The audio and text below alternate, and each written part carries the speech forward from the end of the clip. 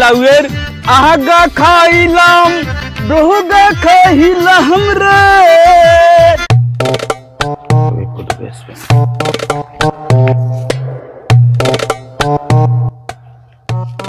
ও দাদু কদু কি বেসবা? হয় কদু বেচবো না তাই তো তোমরা কিনে খাইতে পারবা না। ক্যা কে কদুর দাম কত? এগুলোর দাম 300 টাকা।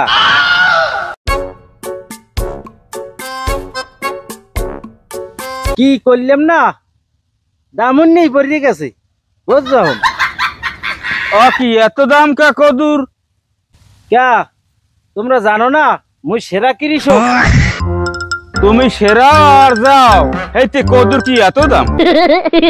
ক্যা হনো না ওই বাড়ির সোবান না ভাই একটা মিডিয়া কুমার বেচছে 6000 টাকা।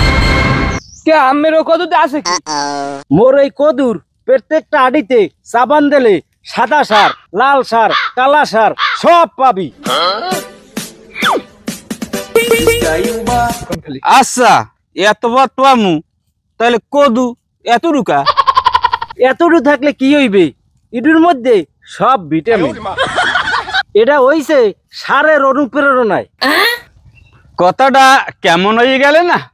এখন ওই অনুপ্রেরণার আর এক নাম কি কদু? তাই মুই এত কথা জানি না, যদি নেও একদম 300 টাকাই লাগবে। চাচা আমি সেরা কৃষক আর দেওয়ান মানুষের ঠকাইয়েন না।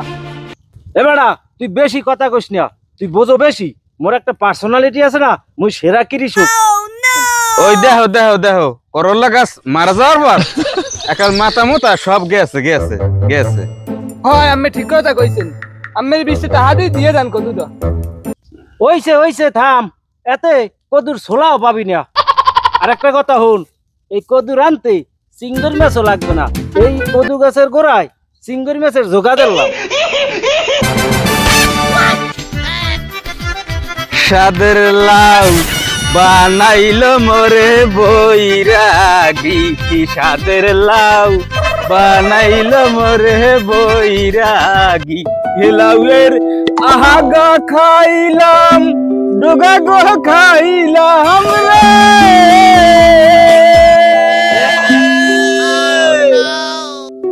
এত সুন্দর গান জানো তুমি?